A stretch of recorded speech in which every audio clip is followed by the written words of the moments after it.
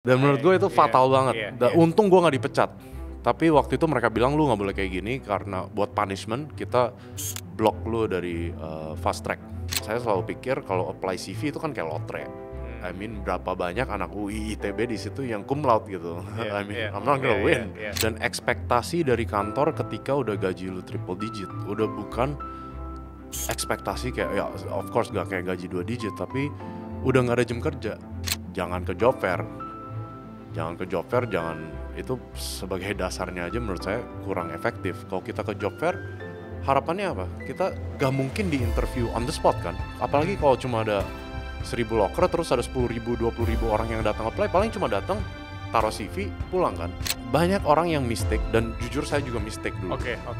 Saya pikir makin naik makin gak ada office politik. Oh iya itu tuh pertanyaannya ya. Dulu saya mikir gitu. Saya pikir oh ya pas analis, pas fresh grad itu memang politiknya kenceng, tapi beda politiknya sekarang. Kalau kita bisa cari satu orang yang bisa jadi anchor di perusahaannya, bilang ini orang jago nih, tolong masukin dia ke perusahaan kita. Kan cuma pintu masuknya yang pakai ordal, tapi setelah itu ya it's all how you interview, how you do the test.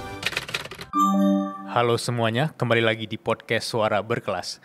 Hari ini aku kedatangan tamu berkelas, ada Sean Johari.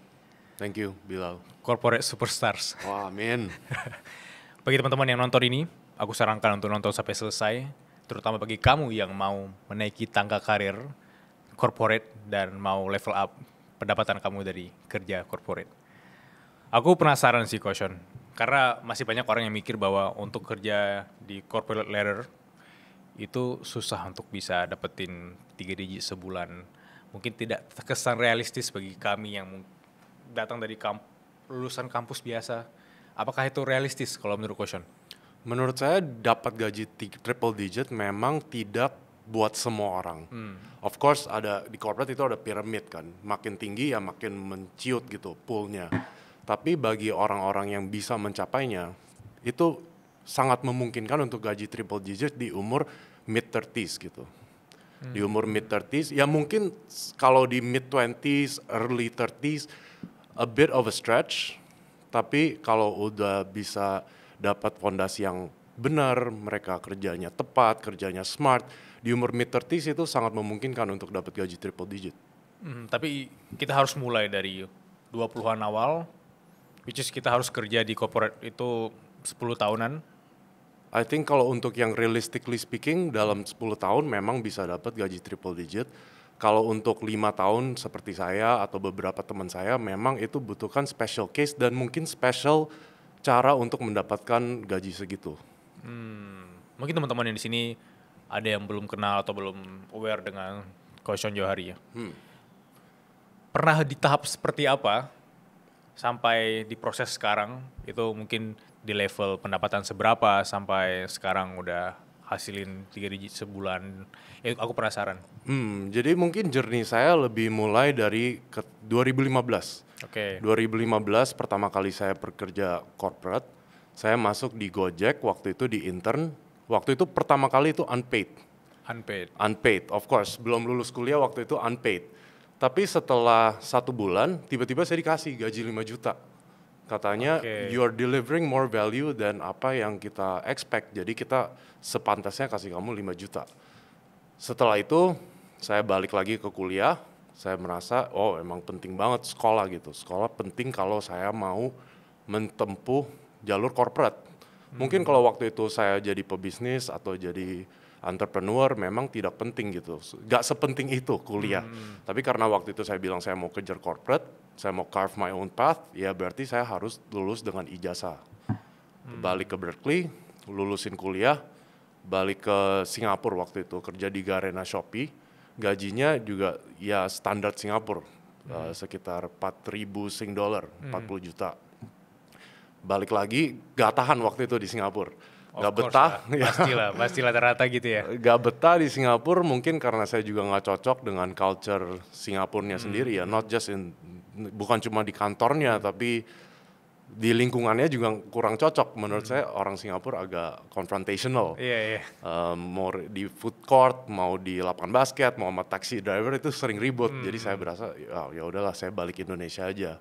Waktu itu balik ke Indonesia mikir kan kantor apa, corporate mana yang bisa gaji saya mirip sama gaji Singapura. Waktu itu kan 40 juta kan. Jadi kayak mungkin kalau saya join unicorn, kalau saya join consulting, saya join financial services firm, itu mungkin bisa dapat gaji segituan. Ya thanks God, amin dapat consulting waktu itu dan dapat gaji sekitar 40 jutaan juga. Setelah itu climb, sekitar 6 tahun saya di consulting. Dan sebelum umur 30, saya udah mendapat ratusan juta, triple digit per bulan. Dan disitulah saya merasa, kayaknya udah bisa sharing, kayak udah ada bonafitnya dikit lah. Kalau mungkin gaji 2 digit masih not there yet. Tapi waktu itu pas pertama kali nyampai gaji triple digit di 2021, saya mulai untuk ya udah cobalah bikin TikTok, bikin IG. Coba sharing, edukasi kepada netizen gimana caranya naik di corporate dan naik terus. Tapi pada tahun ke-6 saya dapat opportunity dari keluarga untuk lanjutin grow bisnis baru mereka dan saya ambil kesempatan itu. Karena memang dari dulu saya mau jadi pebisnis. Saya mau jadi pebisnis tapi jujur kalau udah di level gaji triple digit agak susah karena banyak orang bilang itu kayak golden handcuffs. Tuh kayak borgol emas gitu. Kayak gimana bisa kita ninggalin gini gaji triple digit, kayak apalagi mau mulai bisnis, mulai dari awal kan pasti awal-awal lose money, awal-awal gak digaji, awal profitnya dikit, ya ada opportunity cost yang sangat gede kan. Ya itu gaji lebih dari 1M setahun. Ya thankfully saya dapat transisi ini, opportunity untuk kembangin bisnis keluarga, saya ambil dan mungkin kalau nggak pernah dikasih opportunity itu, saya masih di consulting sampai sekarang. Karena ya, that golden handcuff itu, mau gimana tinggalin gaji gede cuma buat something yang kita harus keluarin modal, belum tentu ada hasil kan. Jadi menurut saya itu opportunity yang saya grateful lah. Menarik sih, karena kalau ngomongin tentang borgol emas, apapun dalam hidup ini ada yang harus kita take risk untuk suatu tantangan baru ya. Apalagi kalau ninggalin gaji setinggi itu ya menurut aku ya. Tapi ada nggak sih fase, karena dari cerita Coach Sean tadi aku lihat kayak ada fase mulusnya, kayak enak aja gitu ngomongin tentang progresnya gitu. Ada fase stucknya nggak sih? Maksudnya stuck dari sisi lingkungan kerjanya selain tadi di Singapura, atau stuck dari sisi kayak gue nggak kejar uangnya aja nih, nggak kejar jabatannya aja, tapi gue mau ngejar makna hidup apa gitu sehingga lo ngerasa stuck di sana. Ada nggak sih bisa kita pelajarin di sana? Mungkin kalau dari makna hidup, saya nggak pernah mempertanyakan itu karena mindset saya di corporate adalah saya digaji based on waktu dan effort yang saya berikan perusahaan. Jadi mau nggak mau ya saya tuker waktu saya dengan duit. Jadi mungkin saya udah tahu this is my role di sini adalah tukar waktu saya dengan duit. Tapi mungkin saya bisa kasih tahu 3 kali saya stuck. 3 kali saya merasa stuck atau merasa kehambat pas di consulting. Saya kan paling lama di consulting 6 tahun. Yang pertama tuh di 2 tahun pertama saya. 2-3 tahun pertama saya merasa ini kok susah banget. Ini kok udah kerja 12-15 jam sehari, tiap hari dimarahin, kerjanya salah, bingung gimana kerjainnya, ini gimana, like this, if saya mau stay lama di consulting, saya mau stay lama di perusahaan ini nggak bisa terus-terusan. Saya harus melakukan sesuatu untuk bisa improve, at least mengurangi waktu saya melakukan pekerjaan, dan 2, ya jangan kena marah terus, soalnya itu waktu itu saya ingat pas 2 tahun pertama, tiap minggu saya ditarik sama partner ke ruangan, bilang kamu terlalu pelan, kamu terlalu bego gitu, bukan bego lah, tapi terlalu kurang efektif kerjaannya dan kamu pelan, kamu harus cepetin kalau kamu mau stay di sini. Ya itu jujur mentalnya kena banget. Tapi I realize that memang yang kita harus belajar itu belajar cara get better di corporate itu bukan bisa dibelajarin pas lagi kita kerja. Soalnya mana mau kan perusahaan gaji kita cuma buat belajar. Iya kan, perusahaan gaji kita buat kerja gitu, buat gawe. And then ya udah saya benar-benar ambil waktu pas weekend. Saya benar-benar korbanin weekend selama 3 bulan. Tiap Sabtu, tiap Minggu saya meminimalisir waktu hangout, waktu berolahraga. Pokoknya saya mau cari gimana caranya saya bisa tambah cepat dan bisa tambah efektif. Itu yang pertama, yang stuck pertama tuh. Syukurnya ya bisa melewati itu.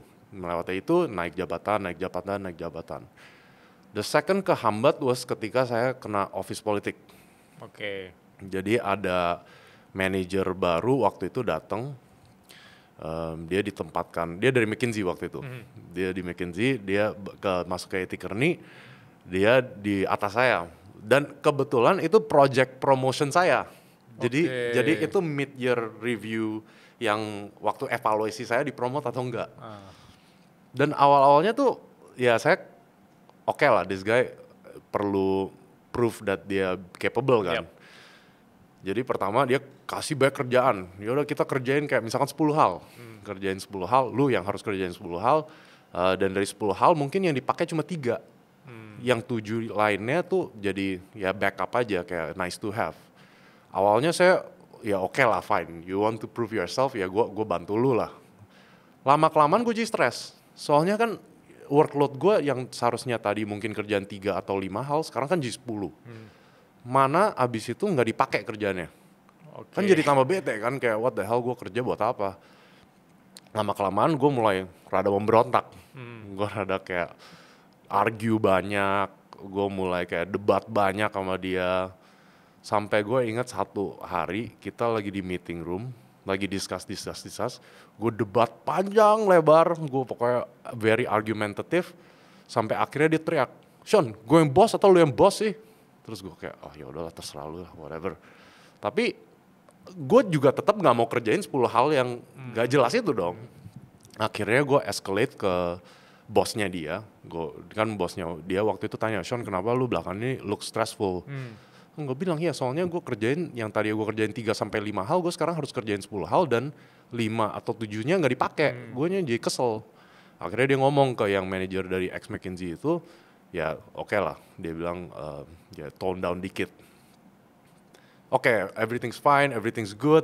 Pas mid-year review, dia block promotion gue. Dia bilang Sean ini orangnya kurang ajar lah atau apalah gitu. Ya, pokoknya, tapi ya bersyukurlah karena waktu itu posisi dia masih orang baru dan orang-orang yang sebelumnya saya bekerja dengan mereka ya oke, mereka fine aja sama gue. Jadi waktu itu dipromote. Tapi ya hubungan kita jadi rentang me and this manager karena gue tahu dia coba bener-bener block my promotion dan ya dia juga nggak suka gue gitu. Itu kedua kali ya menurut gue stuck dan maybe gue bisa handle it berbeda cara ya. Mungkin gue bisa kayak ngomong bye-bye dengan this manager instead of like adu debat sampai dia harus pull card bilang dia boss, gue lapor ke bosnya gitu kan, mungkin kurang smooth cara gue handle this politik. Dan mungkin yang ketiga kalinya itu ketika pas gue mau naik ke manager, gue seharusnya udah di fast track route. Jadi kalau naik ke manager itu 2-2,5 tahun. Waktu itu karena gue dipercayain untuk handle project terus, mau dinaikin dalam 1,5 tahun. Dan terakhir ini, saya mungkin melakukan kesalahan sedikit fatal. Waktu itu saya lagi kenceng-kencengnya sosial media, lagi kenceng-kencengnya konten. And then gue malah bikin konten sedikit jelek-jelekin perusahaan gue. Dan menurut gue itu fatal banget. Untung gue gak dipecat. Tapi waktu itu mereka bilang lu gak boleh kayak gini karena buat punishment kita block lu dari fast track. Ya of course 6 months later ya dinaikin. Tapi itu company itu maunya lu loyal sama dia. Maunya lu jangan jelek-jelekin nama perusahaan dia. Ya mau segimanapun as an employee ya lu hidup dari gaji yang mereka kasih kan. Jadi nggak boleh sembarangan. Kalau di Inggris kita ngomongin bite the hand that feeds you. Dia yang kasih makan, kenapa lu gigit. Jadi mungkin 3 kesalahan fatal itulah yang menurut gue bisa dipelajari teman-teman. Iya. Apalagi yang terakhir tadi itu emang relate banget sama teman-teman yang di sini yang mungkin lu kerja di satu perusahaan, tapi terlepas dari problem di dalamnya, aneh aja kalau lu bilang ke orang lain problem di dalamnya itu loh. Kayak kalau ketahuan juga mereka bilang bahwa alah lu kita yang gaji lu yang menjilat ludah gitu loh. Iya, exactly. Iya. Tapi dari sisi tadi udah ceritain tentang problemnya dari sisi internal, terus ada sisi mungkin kena mentalnya juga gitu. Orang kan tidak melihat itu. Orang cuma mau lihat dari sisi luarnya, oke, gue pengen gaji segini. Apa yang ada di balik layar ketika lo udah dapat fase mungkin gaji di Gojek tadi yang 5 jutaan sampai ke gaji ratusan juta atau miliaran per tahun, itu apa nih fase 1, 2, 3 digitnya ini apa yang tidak terlihat di mata orang itu? Apa yang lu bisa ceritain? Yang paling utama itu setiap naik dari gaji 1 digit, dari 2 digit, 3 digit, yang naik tuh tanggung jawabnya. Dan tanggung jawabnya tuh naik bukan seiring dengan gajinya ya. Itu bisa berkali-kali lipat. Dan ekspektasi dari kantor ketika udah gaji lu triple digit, udah bukan ekspektasi kayak ya of course gak kayak gaji 2 digit tapi udah nggak ada jam kerja. Menurut gue dan gue lihat teman-teman gue yang gaji triple digit juga udah nggak ada 9 to 5. Memang kalau untuk mencapai triple digit nggak bisa cuma kerja 9 to 5, memang kita harus kerja ya 9 to 7, 9 to 9. Tapi setelah udah gaji triple digit nggak ada tuh yang namanya gue mau sembarangan ambil cuti, gue mau ya clock off aja, gue mau kerjain hobi gue mau hangout sama temen, sorry gue ada urusan keluarga apa. Karena ketika lu udah gaji orang ratusan juta sebagai employer kan, sekarang kita employer, kita gaji orang ratusan juta, terus orang yang bilang ya gue mau tenggo, kan sebagai employer kan what the hell, gue gaji lu ratusan juta, lu tenggo ya not worth my money. Jadi sense of responsibility-nya memang naik banget dan kita jadi benar-benar golden handcuff itu. Kita harus melakukan apa segala sesuatu, baik itu di luar jam kerja, baik itu di luar di weekend. Kalau memang kita dibutuhkan, kita harus siap. Tidak lagi 9 to 5, yang ada 9 to 9, even 9 to 10 ya. Ada aku sering ketemu juga sama teman-teman yang udah di tahap itu. Tapi itu kan ada sisi yang mungkin mereka harus nge-cover keluarganya, harus membayar hutang ABCDEFG. Itu tuh emang harus diambil responsibility itu. Dan pertanyaan simpelnya untuk teman-teman yang nonton ini yang terutama 20-an, mungkin yang baru lulus ya lebih tepatnya, supaya mereka tahu nih jalur atau path seperti Coach Sean tadi, mungkin gue mau join ke corporate ini supaya gue bisa menaiki tangga untuk bisa ratusan juta per bulan. Itu kriterianya seperti apa? Ketika lu di fase itu lu sebijak apa melihat oke, gue tahu nih perusahaan ini, gue tahu nih corporate ini? Dari pengalaman aku waktu itu, saya punya beberapa teman kakak kelas. Ada beberapa teman kakak kelas dari universitas yang mereka sudah dapat gaji ratusan juta di umur. Waktu itu saya umur 25, berarti mereka udah 30 ke atas. Dan saya lihat yang gaji ratusan juta itu antara kerja di consulting, kerja jadi VP di unicorn startup, kerja di investment banking atau PE atau VC. Jadi either financial services firm atau unicorn startup. Jadi waktu awal-awal memang saya apply Traveloka, Tokopedia gitu. Tapi pas saya ngelihat teman-teman saya yang di consulting, itu career path-nya jelas banget. Dan ada sesuatu yang namanya up or out di consulting. Antara kita naik atau kita keluar. Dan itu real. Banyak orang yang pikir, apakah real, masa sih segitu cutthroat-nya, kalau nggak dipromot, dipecat. Dan memang kayak gitu. Jadi setiap level tuh dikasih jenjang, ada jangka waktunya. Lu max 1,5 tahun, 1,5 tahun atau sampai 2 tahun atau 2 tahun sampai 2,5 tahun di sini. Dan ketika review lu gak di-approve sama board untuk di-promote, lu disuruh keluar. Memang setaf itu, tapi at least it's clear. Kalau gue perform well, gue 2 tahun gaji gue segini, 2 tahun gaji gue segini, 2 tahun lagi gue nyampe triple digit. Jadi menurut gue waktu itu masih muda ya, 25 years old, ya udah take the risk aja, masa bodoh lah. Lagian juga kalau waktu itu gue disuruh leave the company, ya gue bisa exit opportunity kan banyak, bisa ke startup waktu itu. Coba bayangkan, kamu yang masih menonton ini punya tempat kerja yang keren, kantor yang super nyaman, yang bikin kamu kerjanya lebih produktif. Yap, gak semua orang punya kantornya sendiri, tapi sekarang kamu bisa sewa kantor keren di V-Office. Harganya mulai dari 150 ribuan per bulan. Gak percaya? Bisa cek langsung V-Office. Kalau orang-orang yang tidak punya latar belakang itu tuh, latar belakang pendidikan itu, melulu mereka harus apa? Apakah mereka harus ambil course lah atau certified ABCD EFG untuk bisa masuk ke industri itu? Karena banyak dari teman-teman gue tuh kayak mungkin backgroundnya pertanian ya, backgroundnya itu komputer, tapi mau masuk ke ngomongin tentang law firm dan lain-lain atau consultant firm, itu mereka tidak bisa terjun ke sana karena tidak ada background itu. Mungkin law firm agak susah ya karena perlu jadi fakultas hukum ya. Juga, sorry. Tapi kalau untuk consultant, jujur saya backgroundnya komputer.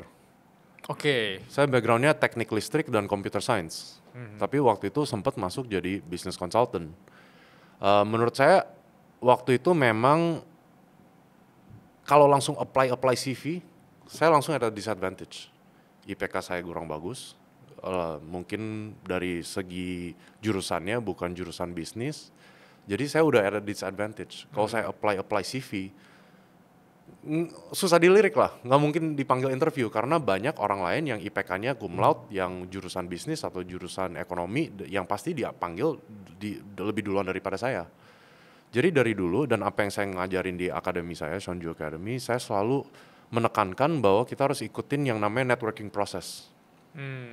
Untuk cari kerja bukan sekedar nembak-nembak CV online di LinkedIn, di websitenya, tapi kita benar-benar ketemuin orang-orang yang di perusahaan itu untuk diajak bicara, untuk diajak coffee chat, untuk diajak kayak seakan-akan kayak mereka mini interview kita. Dan goalsnya adalah untuk dapat yang namanya referral. Jadi orang itu at the end bakal bilang, oke, lu orang yang bagus buat masuk company gue. Gue bakal kasih CV lu ke HR dan suruh HR interview lu. Dan Oke, I get it. Banyak orang yang bilang, tapi itu jalur ordal. Jangan dong. Masa ajarin orang pakai jalur ordal. Menurut gue ya emang this is reality gitu. Bukan ordal in the sense that paman gue yang punya perusahaan ini, atau enggak temen bokap gue, CEO-nya. Bukan kayak gitu. Tapi kalau kita bisa cari satu orang yang bisa jadi anchor di perusahaannya untuk bisa vouch for kita, bisa bilang, ini orang jago nih, tolong masukin dia ke perusahaan kita. Kan cuma pintu masuknya yang pakai ordal, tapi setelah itu ya it's all how you interview, how you do the test. Karena banyak orang yang pikir kalau dikasih referral dia pasti langsung jalur tol masuk ke dalam company-nya. That's not true. Kalau kita pakai jalur referral ini, lu cuma dapat interview pertama. Baik itu dari HR, baik itu dari user, tapi you only get the first interview. Habis itu you have to prove yourself. Lo harus kayak bener-bener ya ikut jalur normal sama orang-orang lain yang apply. Tapi saya selalu pikir kalau apply CV itu kan kayak lotre. I mean berapa banyak anak UI ITB di situ yang cum laude gitu. I'm not gonna win. Jadi ya udah dari dulu saya tekankan kepada student-student saya harus pakai this networking process buat dapat referral, dan jujur itu yang saya pakai karena IPK saya dulu 3,0. Iya. Aku relate juga, mungkin di fase 7 tahun lalu ketika aku apply LinkedIn ke perusahaan A, perusahaan B, itu aku gak pernah kepikiran seperti itu. Aku gak pernah kepikiran bahwa, kenapa gak kepikiran jalur referral ya? Yang ada di mindset aku waktu itu ya cuma jalur orang dalam doang gitu. Tapi aku gak mikir bahwa jalur orang dalam juga kita harus membuktikan bahwa kita ini punya kapabilitas. Gak sekedar cuma masuk ke orang dalam memang karena kenalan doang gitu. Dan itu aku setuju banget. Ini mungkin relate untuk teman-teman yang baru lulus ya, yang nonton ini. Kalau kita cuma apply di LinkedIn, ada jutaan orang atau mungkin ratusan ribu orang yang juga apply di perusahaan itu ya. Tapi kalau kita mungkin bisa deketin salah satu orang di perusahaan itu, atau kita menunjukkan kapabilitas kita, ada sisi referralnya. Yes. Iya. Ada teknik lain nggak yang bisa lu share, yang mungkin teman-teman nanti kalau mau detail bisa ke lu punya akademi gitu, tapi lu bisa kasih kisi-kisi lain nggak yang menarik gitu? Yang menarik itu yang saya ajarin dan yang menurut saya ini kuncinya itu di coffee chatnya. Jadi pas kita ajak, kan kita random kan, baik itu dari teman kita, kakak kelas kita, kenalannya si ini, tapi kan kita ajak mereka untuk bertemu 30 menit. Oke. Dalam 30 menit itu yang orang banyak melakukan kesalahan, itu mereka udah prepare. Saya mau tanya 10 interview questions ke orang ini. Saya mau tanya, what do you do every day? Apa yang lu kerjain tiap hari, sehari-hari di kerjaan lu? Gimana culture di perusahaan lu? Gimana lu bisa balance work life, cara nyampe titik lu yang sekarang yang jadi bos kayak gimana.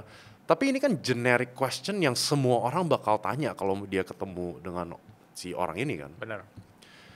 Jadi saya selalu ngajarin kita harus prepare, tapi bukan prepare questions, tapi prepare fun facts. Fun facts tentang industri mereka. Misalkan kita mau masuk ke dunia banking dan kita lagi ajak orang yang di banking untuk coffee chat. Kita kan bisa kasih fun fact, oh kemarin OJK baru keluarin peraturan baru. Misalkan sekarang PII, personal information, nggak boleh disetor di data center di luar negeri, harus di data center Indonesia. Menurut kamu ini bagaimana dampaknya kepada your digital banking strategy misalkan? Itu kan mempush dia untuk ya oke, this is part of my work, gue relate gitu, gue bisa give my opinion. Satu lagi example yang menurut gue orang suka salah adalah kalau di consulting. Dia coffee chat dengan orang consulting, lalu dia tanya, how's the culture at your company? How's the work-life balance? Itu kan pertanyaan yang gak mungkin orang jawabnya jujur. Benar. Kalau toxic, orangnya gak mungkin bilang, oh company gue toxic, gue gak recommend gitu kan, gak mungkin. Tapi ini saya kasih example ya, kalau misalkan kita research orangnya udah selesai MBA, dia Masters of Business, terus dia balik, baru recently punya keluarga, punya istri atau punya anak. Sebenarnya kan kalau kan kita mau tahu culture-nya kayak gimana, work-life balance-nya kayak gimana, tapi we can indirectly ask kan. Kita bisa bilang, oh saya lihat di your sosmed atau di your LinkedIn, kamu baru lulus MBA, sekarang berkeluarga di Indonesia. Gimana caranya lu balance work sama jaga anak atau have time for your wife? Karena menurut gua tuh family is very important, dan kalau gua mau masuk consulting, that's one of my consideration. Apakah company yang lu sekarang bekerja bisa kasih fleksibilitas untuk family? Itu kan indirectly nanya how's the culture at your company, tapi kan kayak orangnya bakal lebih jawabnya dengan jujur. Oh jujur saya nggak punya waktu buat anak saya. Atau oh jujur company gue kasih 2 jam sehari buat ngurus anak. Itu kan you can know these kind of things. 30 menit awal penting banget. Mungkin dari sisi teman-teman di sini yang juga penasaran, apakah kalau lu masuk ke salah satu perusahaan itu sudah sudah pasti gajinya itu sesuai sama ekspektasi. Nah, cara kita menego sisi gajinya segala macam, lu ada teknik lain nggak? Menurut gue ada 3 cara buat nego gaji, dan mungkin ini nggak applicable kepada orang-orang yang fresh grad, karena ya kalau fresh grad harus terima-terima aja gajinya berapa. Tapi mungkin kalau udah second job, third job ini lebih applicable. Yang pertama itu kita harus tahu di industri itu, di posisi itu kira-kira kisaran gajinya berapa. Karena kita nggak mau kita dikasih offer letter gajinya sekian, terus kita nembak gaji jauh di atasnya, kan kita kelihatan kurang profesional, kurang ngerti tentang industrinya. Cara kedua adalah, ini paling enak kalau kita lagi dibajak. Jadi kalau ada headhunter atau dari recruiter dari perusahaan itu reach out ke kita, kita bisa antara asal kasih angka di atas, misalkan kita mau ekspektasinya kalau saya dinaikin, saya mau 30% increase. Kita bisa langsung bilang, oke, kalau gue mau dibajak, gue expect 50%, 50% di atas gaji gue sekarang. Terus ya nego down ya 30% increase kan. Dan yang terakhir, ini works, tapi saya agak kurang rekomendasi karena kurang etis menurut saya. Dulu saya pernah ngelakuinnya cuma buat coba-coba, oh ternyata works. Kalau kita corporate superstar, kita banyak networking dan kita sering interview sana sini, kan kita pasti dapat lebih dari 1 offer. Benar. Ketika kita punya lebih dari 1 offer, kita ambil offer yang kita paling gak suka, kita tenderin ke orang lain, ke company lain. Kita bilang saya di offer segini, kalau lu mau gue, lu kasih lebih tinggi. Dan let's say ini company A kasih segini, kita bilang ke company B, lu kalau mau lu gaji gue lebih tinggi. kita dapat kan offer yang lebih tinggi, baru kita tender lagi ke company C. Kita bilang, B offer gue segini, lu mau gak? Lu mau gue, lu kasih gue segini. Dan dia kasih, dia naikin. Lalu kita ke company yang kita benar-benar mau, dan kita bilang, offer gue segini loh, si company C mau segini, lu offer gue lebih tinggi. And it works, tapi menurut gue gak etis banget. Menurut gue sangat tidak etis, dan ya saya juga kasih tahu as FYI kepada student-student saya, tapi ya saya bilang jangan lakukan ini karena menurut saya kurang etis. But it works. Iya sih, itu harus punya mental yang kuat banget itu. Karena bisa jadi company tadi juga ada opsi orang lain gitu ya untuk di level yang sama gitu dengan dia. Ada juga data yang aku catat tadi ya. Katanya sekitar 13% lulusan S1 di Indonesia itu masih nganggur. Nah, pertanyaan simpelnya, kemarin kan banyak tuh, lagi viral-viralnya tuh, ketika ada orang yang lagi job fair tuh harus antri ribuan orang, yang dimana sebenarnya lokernya paling tuh kapasitas 10-20 orang, tapi yang antri tuh bisa ribuan, puluhan ribu, sampai konflik gitu ya. Itu ada pandangan terhadap itu nggak? Menurut saya, yang paling susah itu compete di level fresh grad dan level minimum wage, UMR. Karena job di situ banyak banget yang capable, banyak banget yang memenuhi requirement-nya. Jadi berantemnya tuh di sini. Semua berantemnya di kisaran gaji 5-10 juta. Tapi kalau kita berhasil bisa upgrade diri, bisa upskill diri, kita perform well, dapat promotion, gaji naik, kita udah nyampe 10 juta, 20 juta ke atas, itu competition-nya makin mengecil. Jadi menurut saya memang penting banget untuk orang, untuk pekerja itu harus upskill, upgrade diri, biar mereka bisa lolos dari this competition yang sangat ganas. Itu pertama untuk fondasi upgrade skillnya lah. Yang kedua ya dari jangan ke job fair, itu sebagai dasarnya aja menurut saya kurang efektif. Kalau kita ke job fair, harapannya apa? Kita gak mungkin di interview on the spot kan, apalagi kalau cuma ada 1.000 loker terus ada 10.000, 20.000 orang yang datang apply, paling cuma datang taruh CV pulang kan. Jadi menurut saya dari segi efektivitas juga kurang ya. Yang paling efektif ya networking proses itu. Iya, itu efektif menurut aku dan realistis juga. Kalau dipikir-pikir lagi, ketika ada orang-orang yang memang apply seperti itu, ya menurut aku dari sisi hopeless-nya itu ketika memang karena skill sendiri itu juga tidak tahu kekuatan di mana, dan itu ngomongin sisi realistis ya. Aku juga kepikiran sih, maksudnya apakah orang-orang yang mengapply CV, mengapply kerja dengan CV dan segala macam itu, apakah CV-nya benar? Ini ngomongin tentang CV-nya itu benar atau emang dilebih-lebihkan. Lu sendiri tahu nggak tipe orang yang emang melebih-lebihkan atau punya kapabilitas yang di luar kapasitasnya dia gitu? Kelihatan banget orang yang suka talk big dan gede-gedein di CV-nya.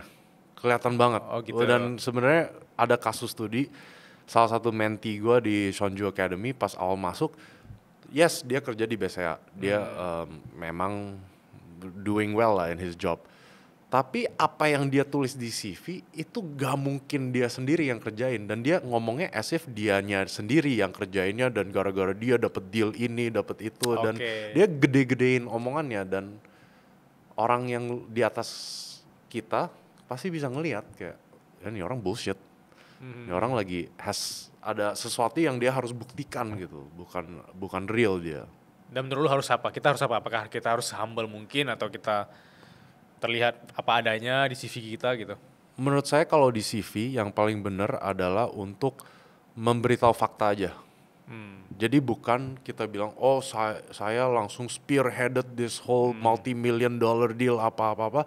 Kita bilang aja aktivitasnya kita ngapain aja. Saya bantu melakukan analisa, multi company analisa buat jadi masukan buat this deal. Daripada bilang gara-gara gue dealnya dapat gitu. Benar. Ya. Nah, kita ngomongin tentang lingkungan kantor nih. Ini menarik sih, maksudnya ini mungkin bisa orang ambil untuk mereka jadi ngeklip viral kali ya. Ngomongin tentang kantor, mungkin dari sisi tadi kita ngomongin tentang gaji, ngomongin tentang budaya kerja. Nah, sekarang kita ngomongin tentang lingkungan. Kalau lingkungan yang 3 digit itu apakah masih setoksik yang umumnya mungkin lingkungan yang 1 digit, 2 digit, Atau memang menurut lu tuh semua lingkungan itu sama aja sebenarnya. Gaji itu gaji is different thing. Tapi gimana caranya lu bisa bertahan di tempat itu, atau ada teknik apa yang perlu kita ketahui tentang lingkungan kantor yang mungkin toksik dan lain-lain? Kalau toxic, menurut saya leave. Karena toxic itu nggak bakal bisa bikin kita grow dengan cepat. Kalau tiap hari kita datang ke kantor merasa kita harus berperang, kita merasa kita harus shield, tameng dari kiri kanan. Bos kita nggak mau kita grow, bos kita NPD misalkan, dia nggak mau anak buahnya lebih hebat dari dia. Iya. Secepat mungkin leave, karena bos dan lingkungan yang tidak memadai itu nggak mungkin bisa bikin kita naik secepat-cepatnya. Jadi kalau ada opportunity ya just find another company. Yang kedua, banyak orang yang mistake, dan jujur saya juga mistake dulu. Oke. Saya pikir makin naik, makin nggak ada office politik. Oh iya, itu tuh pertanyaannya ya. Dulu saya mikir gitu. Saya pikir oh ya pas analis, pas fresh grad itu memang politiknya kenceng, tapi beda politiknya sekarang. Kalau yang dulunya mungkin kita harus waspada, kiri kanan kita ada yang mau tikung kita, ada yang mau jatuhin kita biar dianya naik sendiri, itu mungkin kita harus melihat lebih kayak gitu ya. Makin naik, makin ngelihat kalau ada yang namanya alliance. Oke. Dan kita udah mulai melihat di perusahaannya ada kubu-kubu di level atas ya. Jadi this kubu, that kubu, dan kita harus pilih kubu mana yang kita mau masuk untuk jadi vehicle buat kita naik. Dan itu trikinya. Dan saya juga pas naik jadi project manager di Kearney waktu itu, benar-benar diajarin. Kamu harus mulai pick your battles. Harus mulai pilih-pilih. Lu mau ally sama siapa, dan lu mau burn bridges sama siapa. Dan diajarin. Dan dikasih tahu, memang ini kontradiktif, tapi kita harus tahu kan, kita resourcesnya kan cuma ada misalkan 100. Kalau semua orang kita devote our resources kan kebagi. Misalkan kita bagi ke 5 orang, 20, waktu kita dan resources kita. Kita harus pilih dari waktu dan resources kita, paling effort kita harus taruh, paling banyak waktu yang kita harus taruh kepada siapa dan divisi mana atau tokoh yang mana di perusahaan kita, biar kita bisa nempel sama mereka dan mereka bisa support kita buat tambah grow. Oke. Itu sih. Jadi tuh kalau saya rangkum, kalau toxic dan memang benar toxic gak bisa diapa-apain, harus leave. Dan yang kedua, office politik makin berat di atas, tapi dari segi milih-milih orangnya, yang siapa yang harus di alliance. Kalau tipe orang yang harus kita hindari? Yang dua muka. Yang di depan kita, ini yang saya dari experience saya, dari pengalaman saya ya. Orang yang paling toxic, orang yang paling dangerous, itu orang yang di depan kita kayak, wah Sean lu hebat banget, gue suka ide lu tuh paling keren, apa gitu-gitu. Jadi kita merasa lengah dong, kita merasa ini ally kita. Oke. Tapi di belakang kita dia bacot-bacotin kita. Dia bilang, oh ini orang cupu apa, idenya jelek. Terus yang paling ngaco tuh, sampai di meeting room dia ngejatuhin kita. Padahal di outside meeting room dia bilang, oh lu hebat apa-apa gitu.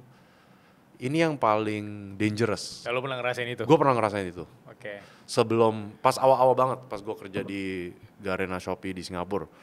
Jadi waktu itu saya kan baru masuk. Jadi saya nanya-nanya dong ke yang peers yang udah masuk dari awal. Ide gue gimana? Gue mau present nih hari Kamis ini ke bos gue. Dia bilang bagus. Ide lu keren. Oh gue bilang oke. Pas meeting di shutdown, dia bilang ide jelek gara-gara ini nih. Gue kan dia langsung. Hah? Dia langsung shutdown. Dia langsung shutdown di Wow. depan bosnya. Terus gue kayak loh, wah. Betrayed. Okay. Betrayed banget. How to deal with it? Kayak lu bakal ketemu dia terus kan? Ya, kita tahu aja. Kalau sama orang ini dia niatnya buruk. Kita gak usah terlalu terbuka-buka sama dia. Ada yang bilang kalau dalam situasi ini kita politikin balik. Oke. Kita tahu dianya begini, ya udah kita tahu dan kita mainin dia. Kita bikin as if dia pikir kita lengah, kita bisa dimainin sama dia. Lalu kita hajar balik, misalkan di meeting dia lawan, kita udah prepare, oh dia bakal ngelawan gue bakal ngelawan kayak gini, kan dianya yang kaget. Tapi advice yang saya dikasih, yang dikasih ke saya dulu itulah jangan main dirty politics. Kalau dirty politics kan kita coba jatuhin orang lain. Yang saya diajarin dulu, kita aware aja politics. Politics itu ada, dan kita tahu siapa yang main dirty politics, kita coba as much as possible manage dan avoid mereka. Oke, menarik juga ya, karena aku itu mikirnya bahwa kalau lingkungan toksik ya gue harus stay di sana selagi gue emang butuh uang aja. Tapi kalau emang secara realistis tadi malah bikin lo makin down, you have to leave ya. Iya dong. Kalau kita tiap hari merasa beban, merasa berat ke kerjaan, gimana kita mau perform? Itu kayaknya studi kasus lo yang di Singapura. Iya. That's why mungkin gaji segini toh juga tidak seberapa dengan kalau lo harus nge-sacrifice lo punya peace ya. Iya. Itu tidak seberapa. Oke, sebelum kita Q&A ya, aku ada pertanyaan simple sih. Kan ketika kita mungkin ke konteksnya aku, ke orang-orang yang aku kenal, ketika mungkin di level segini pasti keinginan kita juga segini. Mungkin kalau kita level gajinya naik, pendapatannya naik, mungkin keinginan juga semakin bertambah. Kalau lu sendiri di level-level seperti itu gimana secara realistis lu bisa kelola lu punya keuangan gitu? Memang literasi keuangan nggak pernah diajarin ya di sekolah. It's not in the curriculum. Di kerjaan juga kita kan nggak diajarin cara manage gaji kita. Paling literasi keuangan kita dapetnya dari orang tua, dari teman. Tapi waktu itu saya masuk ke dalam orang yang nggak pernah diajarin literasi keuangan. Oke. Jadi waktu itu saya nggak ngerti. Saya tiap kali naik gaji, saya ada keinginan mau beli mobil, mau makan mewah, mau liburan mewah. Dan ternyata saya diajarin sama teman saya, foundation paling penting dari literasi keuangan itu adalah budgeting. Jadi uang masuk berapa persen masuk ke savings, berapa persen dialokasiin ke needs, berapa persen dialokasiin ke wants. Kalau waktu itu saya dikasih tahu formulanya 30% savings, 50% kebutuhan, dan 20% kemauan. Yang hal-hal gak penting yang satisfy dopamin aja. Setelah tahu itu saya jadi lebih terstruktur. Berarti setiap bulan gaji masuk segini, ini yang pasti untuk savings, dan one day kalau udah punya dana darurat itu jadi investasi money. 50% buat needs dan 20% buat kemauan. Tapi makin saya naik, saya bisa adjust persentase ini. Karena kan gajinya makin naik, kalau lifestyle saya gak upgrade berarti kebutuhannya ya absolute numbernya kan gitu-gitu aja kan. Yeah. Jadi saving rate-nya bisa naik dari 30% menjadi 40%, menjadi 50%, menjadi 60%, whatever. Ada teman-teman saya yang 70%, tapi ya that's not for me gitu. Jadi makin naik, makin bisa adjust lah seberapa banyak kita savings, seberapa banyak kita investasi. Tapi yang paling pertama ya harus tahu konsep budgeting ini karena saya dulu nggak tahu ada ginian, kirain duit masuk ya udah spend, save-nya segini, nggak tentu juga, nggak konsisten savingnya. Ternyata habis diajarin budgeting is the bare minimum. Dan di akademi lu ajarin juga? Di akademi gue ngajarin literasi keuangan. Di akademi gue bener-bener fokus dan laser fokus untuk cara naik di corporate. Alright. Mungkin dari sisi aku sendiri, ini mungkin pertanyaan yang personal kali ya. Kalau lu sendiri ngelihat Sean yang sekarang itu, apakah ini posisi yang lu gambarkan versi 5 tahun lalu atau emang nih bener-bener kayak beyond your character atau apa? Jujur ini beyond my imagination ya. Jadi 5 tahun yang lalu berarti posisinya saya masih analis. Saya umur berarti 27 tahun, masih analis, masih stres dalam kerjaan, masih kerja rodi, dan gak ada ujungnya gitu. Saya hidup tiap hari dengan kekhawatiran, dengan ketakutan saya bisa dilepas kapanpun. Dan bisa di titik sekarang yang dimana saya jadi content creator, influencer, saya punya bisnis sendiri sekarang, punya restoran, bisa bantu orang tua saya berbakti kepada bisnis mereka. Lalu punya waktu untuk melakukan ekskul saya, golf dan bela diri dan tenis, paddle. Itu saya seneng banget dan makanya saya sangat berpassionate, saya sangat punya keinginan untuk edukasi orang lain biar mereka ya mungkin jalurnya nggak jiplak saya punya, tapi at least dengan ilmu yang saya kasih, dengan edukasi yang saya kasih, mereka bisa multiply berlipat-lipat gandakan gaji mereka sehingga mereka juga punya keleluasan untuk memilih. Mereka bisa memilih life choices yang mereka mau tuh seperti apa. Makanya saya buka The Sonju Academy, jujur ya. Oke. Teman-teman berkelas, sebelum kita lanjut podcast ini, aku cuma mau bilang info spesial khusus untuk kamu. Mulai hari ini, kamu sudah bisa join membership resmi Suara Berkelas. Kamu bisa dapetin eksklusif summarize dari episode-episode favorit aku di Suara Berkelas. Dan setiap bulannya bakal ada akses eksklusif buat kamu ngelihat behind the scene podcast Suara Berkelas, seperti obrolan aku dengan narasumber off the record, dan hal menarik lainnya yang bakal aku share khusus untuk membership ini. Jadi, kalau kamu merasa podcast Suara Berkelas mengubah cara pandang kamu melihat dunia, feel free untuk join membership Suara Berkelas atau klik link di deskripsi. Sampai jumpa dan jadilah bagian dari perjuangan dan perkembangan Suara Berkelas. Question, ada 3 pertanyaan dari teman-teman Suara Berkelas. Pertanyaan pertama dari Asrina. Dia nanya, Mas, kalau aku udah punya uang ratusan juta dan menuju miliaran, di titik mana harusnya aku sadar bahwa aku harus resign dari kantor yang aku tidak senangi dan aku harus bikin bisnis sendiri? Di titik mana menurut Question? Menurut saya yang paling wajar itu adalah untuk melihat, pertama dia mau bisnis apa. Oke. Dia mau bisnis apa menentukan modalnya harus berapa kan. Lalu dengan modalnya berapa, dia bisa projection kapan aku mulai dapat pemasukan lagi. Dan siapin uang yang misalkan 6 bulan, 12 bulan saya hidup kerjain bisnis ini. Dan worst comes to worst, kalau gagal ya saya balik corporate lagi. Jadi balik lagi ke dia mau bisnis apa, modalnya butuh berapa, dan dia kira-kira butuh berapa waktu untuk sampai bisnis itu bisa menghasilkan duit. Toh karena dia udah gaji triple digit, pasti nyari kerja lagi di corporate. Kalau bisnisnya gagal, amit-amit, dia bisa balik lagi kan. Benar. So it's up to her. Kalau buat saya waktu itu, jujur saya selalu mau bisnis. Saya selalu melihat corporate sebagai stepping stone, suatu hari saya punya bisnis sendiri. Tapi untuk bisnis apa, untuk modalnya berapa, saya waktu itu nggak kepikiran. Memang mau punya bisnis, tapi ya udah entar aja lah kumpulin modal sampai akhirnya bisa buka bisnis sendiri. Apapun itu ya urusan belakang. Tapi kalau memang si Asrina ini sudah punya ide, dia mau ngelakuin apa, step-stepnya kan jadi gampang. Bisnis F&B misalkan, dia mau bikin bisnis F&B modal 1M. Dan of course at the very least dia harus punya 1M buat bikin that business kan. Kecuali dia mau cari investor, ya itu lain cerita. Oke. Tapi ada juga orang yang emang benar-benar sambil jalan, tidak harus solusinya resign ya. Maksudnya emang dia bisa delegasiin ke orang lain untuk mulai bisnisnya dan segala macam. Dan itu juga make sense ya kok. Itu juga make sense, tapi yang dari experience saya, kalau Asrina gaji triple digit, gak ada waktu buat ngelakuin itu. Side hustle works for those yang 9 to 5, in my opinion ya. Side hustle works buat orang yang kerja 9 to 5. Kalau orang yang kerja 996, mana mungkin ada waktu buat side hustle. Bahkan tuh mikirin aja gak sempat ya? Iya, bahkan mikirin aja gak sempat. Tapi yang saya ngelakuin dulu, saya memang mau punya bisnis. Jadi waktu itu saya invest kecil-kecilan di restoran.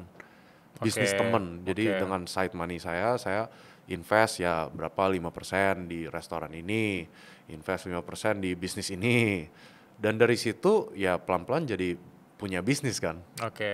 Mungkin yang saya bisa saranin itu. Tapi kalau emang harus dikerjain bikin sendiri, waktu itu saya pas analis ya atau senior analis, saya coba bikin gerobak. Gerobak untuk? Gerobak nasi goreng. Dan waktu itu punya ya sebelum COVID punya 5 gerobak ya. Tapi itu bener-bener keteteran banget. Why? Karena saya kerja jam 9 sampai jam 9 atau jam 9 sampai jam 12. Gak ke-manage gerobaknya. Akhirnya tukang gerobaknya curi duit lah, apalah. Ya kan gak bisa manage. Bahkan gak delegasiin ke orang yang kamu percaya gitu? Delegasiin ke orang yang saya percaya, saya hire. Saya hire waktu itu, saya gaji manager. Tapi dianya juga gak ngerti apa-apa kan. Kalau dia ngerti, he would have made the gerobak business himself. Iya juga ya. Oke, kita ke pertanyaan kedua nih. Nah, ini menarik nih. Pertanyaan kedua dari Rizky Bakhtiar. Dia nanya, Mas, coba dong tanyain tentang perintis dan pewaris dari POV Koshon. What do you think? Lagi rame nih. Lagi rame kan? Dan Ryu Kentaro ya. Iya. Reaction pertama saya ketika saya lihat videonya, saya jujur agak kesel. Karena dia sok-sokan ngajarin untuk menjadi perintis. Oke, that's one issue ya. Yep. Ngajarin jadi perintis, whereas dia jelas-jelas dibantu orang tuanya. Mungkin nggak dibantu 100%, tapi at least dengan background parents dia, ya dia bisa bikin bisnis, dia bisa jalanin apapun yang dia mau itu. Dan yang saya kesel itu dia nggak kasih kredit ke orang tuanya.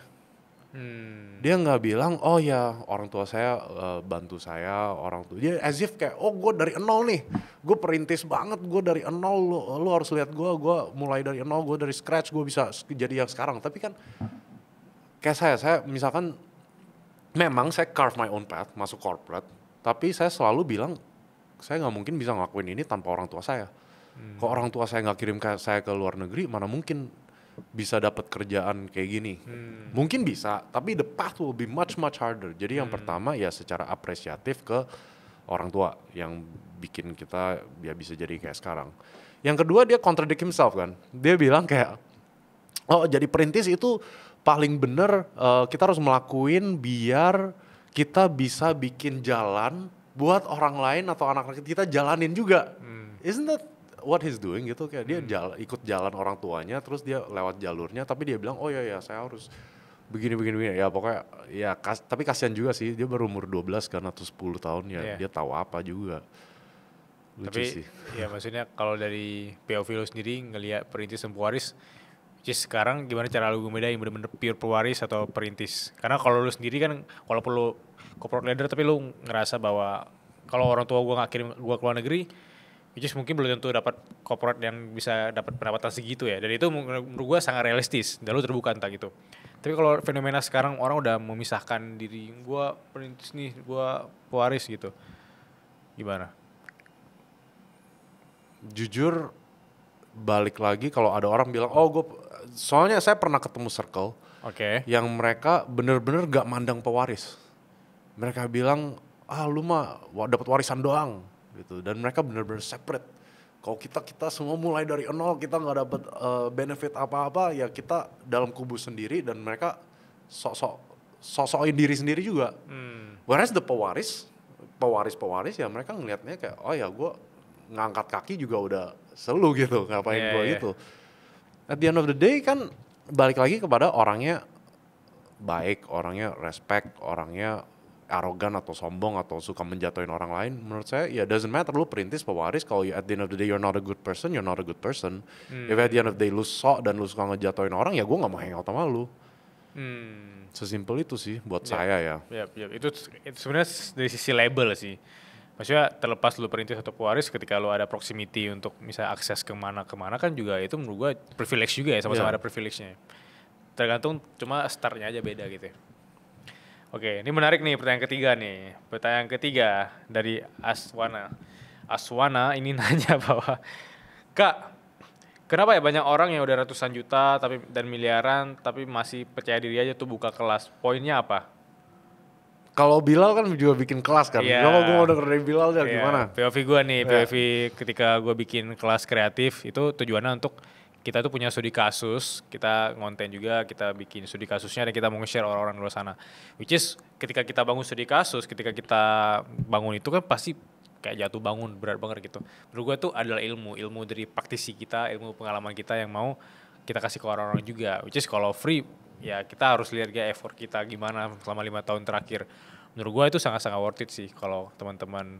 Toh ada juga studi kasus dan bukti-bukti teman-teman alumni yang juga growing juga kan. Menurut gue itu wajar ya. Pernah kena mental sih awal, ngapain lu jual kelas ujung-ujungnya, tapi menurut gue itu realistis pada akhirnya. Kalau lu gimana? Kalau gue memang awal-awal gue kayak aduh masa gue jualan kelas. Soalnya jualan kelas kan ada konotasi yang sangat jelek kan. Di Indonesia? Di Indonesia ya. Ada konotasi yang sangat jelek, terus orang bilang lu bacot lu gaji 200 juta tapi buka kelas gitu kayak. I'm like ya udahlah whatever. First of all I'm not even there anymore. Gue sekarang udah di bisnis keluarga, punya bisnis sendiri. Tapi alasan kenapa gue buka academy ini karena gue ngelihat dari batch-batch yang sebelumnya di academy gue, banyak orang yang capable, banyak orang yang talented. Tapi di pendidikan kita mana pernah diajarin untuk kerja corporate yang bener.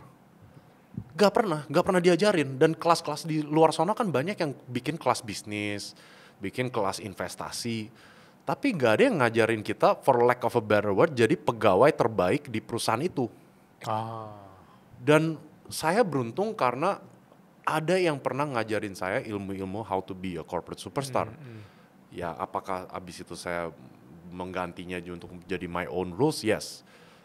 Tapi banyak orang yang talenta, banyak orang yang capable, tapi mereka nggak tahu caranya. Ya kalau gitu kasih edukasinya free dong. Ya, pertama, yang paling utama, kalau saya kasih free, orang nggak bakal kerjain. Kalau saya kasih free, orang nggak bakal ngerjain PR saya. Di kelas saya kasih PR. Pokoknya materinya 1 week, lu kerjain PR for the next 1 week, kita discuss, terus materi lagi. Karena yang saya pelajari dari batch-batch sebelumnya, orang yang nggak ngerjain PR saya, itu yang nggak sukses, yang nggak bakal semaksimal itu. Setuju. Orang yang bener-bener tekun, kerjain PR, nanya, bertanya lagi, coba-coba sendiri, itu yang mereka akhirnya gaji triple digit juga. Dan kalau saya kasih free, then my success rate will be very low kan karena orang juga kayak ya udahlah gue ikut-ikut sekedar dengerin doang, gue gak kerjain PR-nya, gue gak kerjain prakteknya, terus kok gue gak naik-naik, ya padahal kan itu salah dia. Tapi kalau saya kasih filter, oke, kelas gue 5 juta, dan at least ya orang lebih take it seriously lah. Walaupun masih ada orang yang gak ngerjain PR ya, tapi ya at least filter pertama. Ya karena kita juga sebagai mentor atau praktisi di sana juga bisa ngelihat ini orang udah capable, terus ada kemauan tinggi, punya willingness yang tinggi. Ini pasti nih gambaran yang next success-nya itu dia gitu. Dan itu terjadi juga di kelas kita gitu. Itu setuju banget sih. Nah terakhir nih, izin menodong Anda ya. The worst advice yang pernah Sean dengar. The worst advice yang saya pernah dengar adalah kerja keras itu segalanya. Kalau kita kerja keras, kita bakal sukses.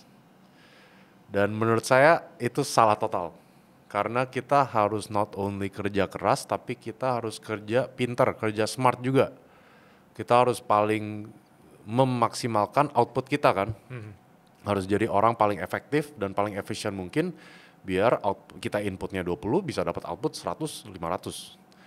Awal-awal karir saya dibilang, yang penting kerja keras, yang penting put in the hours. Kamu kerja sampai jam 3 pagi, kamu kerja weekend, yang penting kelihatan kerja.